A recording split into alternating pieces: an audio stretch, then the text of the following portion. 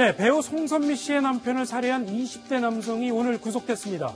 이번 사건의 원인에 대해서 몇 가지 엇갈린 주장들도 제기가 되고 있는데요. 자세히 알아보도록 하겠습니다. 이효정 기자, 예. 오늘 이 배우 송선미 씨의 남편 고모 씨를 살해한 이유, 이 이유에 대해서 피의자가 직접 입장을 밝혔다면서요. 네, 그동안 설로만 좀 무성하게 나왔었는데 네. 이번에 자신의 입장을 분명하게 밝혔습니다. 이 송선미 씨의 남편을 살해한 이유 굉장히 많이 궁금할 텐데요. 네. 송선미 씨 남편의 외할아버지가 굉장히 거부입니다.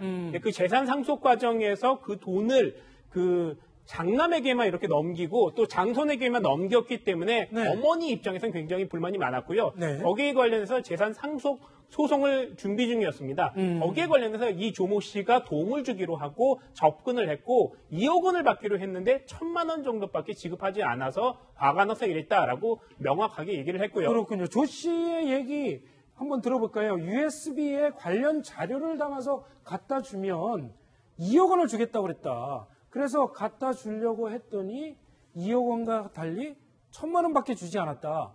그래서 범행을 저질렀다. 그렇게 주장을 하고 있군요. 근데 송선미 씨 측에서는 좀 주장이 다릅니다. 뭐라고 반박하고 있습니까? 네, 역시 거액 금품을 약속한 적이 없다. 자신들은 돈을 주고 그 소송에 유리하도록 이끌어내려고 한 적은 없다. 이렇게 밝힘으로써 네. 양측이 팽팽한 게 입장이 나뉘고 있습니다. 그렇군요. 이용욱 교수님, 네. 그러니까 지금 이 사건이 벌어진 이유가 유산을 놓고 다툼을 벌이다가 일어난 일로 그렇게 지금 알려지고 있는데 송선미 씨 측에서는 또 좀 다른 주장을 내놓고 있는 거죠. 그렇죠. 언론에서 뭐 그렇게 알려져 있긴 하지만 네. 송선미 씨 입장은 이건 상속 분쟁이가 아니다. 왜냐하면 할아버지 현재 계속 네. 생존을 해 계시고 있기 때문에 상속 문제가 아니라는 거죠. 다만 이제 이 장손과 재산 환수 소송은 있다면 이렇게 인정을 한 것 같고요. 네. 가장 중요한 것은 이제 2억이라고 하는 금품을 약속했다. 이런 사실은 전혀 인정하지 않고 있습니다. 네. 왜냐하면 이 사람을 안 것이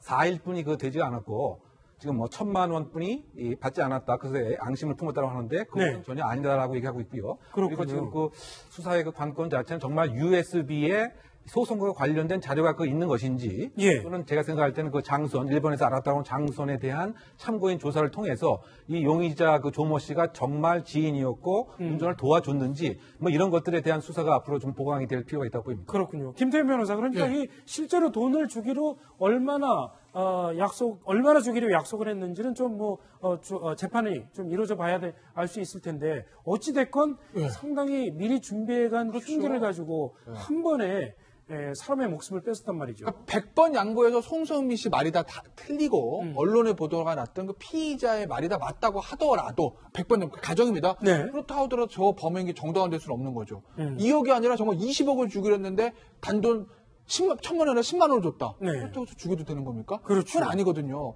오히려 그렇다고 하게 되면 이 보복성의 성격이 있기 때문에 계획범죄이기 때문에 재판부에서 굉장히 안 좋게 볼 수 있는 것입니다. 계획범죄는 훨씬 더 중하게 그럼요. 처벌하죠. 이 사건 같은 경우에는요, 예를 들어서 회의를 하다가 그냥 옆에 있는 과도로 이렇게 딱 살해를 했다고 하게 되면 네. 우발적 범행인데 우발범행. 고이긴 하지만 네. 이거는 가지고 왔던 칼을 꺼내서 한 번에 치명상을 입힌 거 아니겠습니까? 네. 급소를 가격을 해서 그렇기 때문에 이건 굉장히 처음부터 살해의 목적을 가지고 있었다라고 의도를 재판부에서 볼 수밖에 검찰과 법원이 볼 수밖에 없는 거고 그렇군요.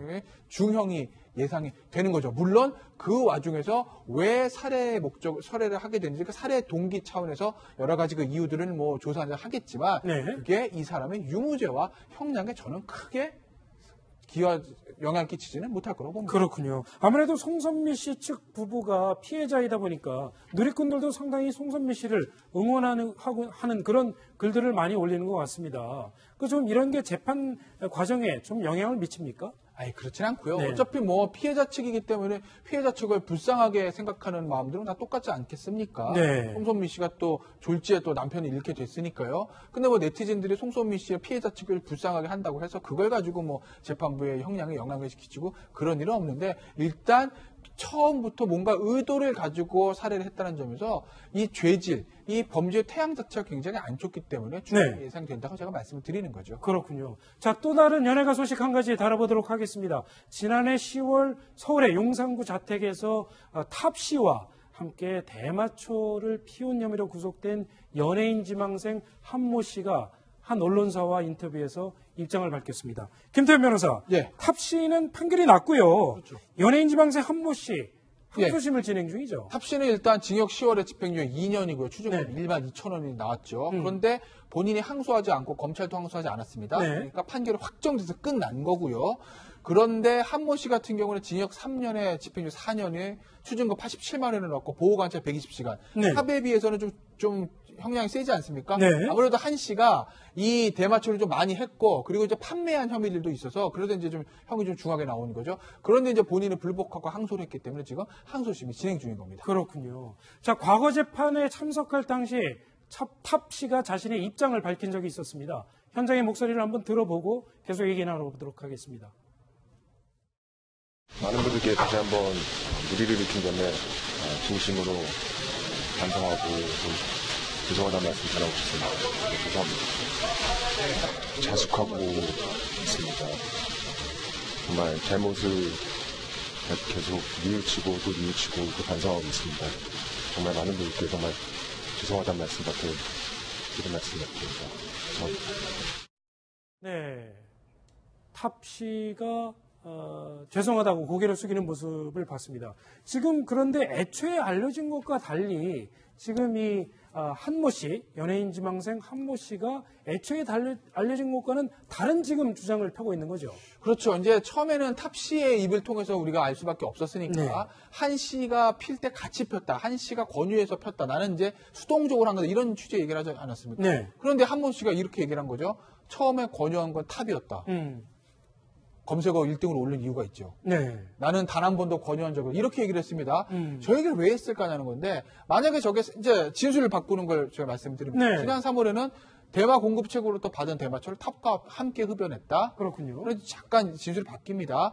탑이 먼저 대마초를 권유했다. 잃을 게 많아 내게 넘겼다. 네. 그건 뭐냐면 저 한 씨의 주장은 탑이 속된 말은 주범이고 나는 탑을 따라서 한 것뿐이다. 이겁니다. 그러니까 첫째 목적은 그렇게 하므로 본인이 주도한 게 아니고 본인은 수동적으로 응했다고 해서 본인의 형량을 조금 내리려는 그런 이제 의도가 있는 것으로 보입니다. 진실은 뭔지 모르겠지만요. 그렇군요. 근데 중요한 건 저 진술이 탑에 어떤 영향을 미칠까 그게 중요한 거죠. 그렇군요. 자, 두 사람의 진술이 엇갈리고 있습니다. 탑 씨의 주장과 이 한모 씨의 주장이 엇갈리고 있는데 그 진실이 무엇인지는 조금 더 기다려 봐야 될 것 같습니다.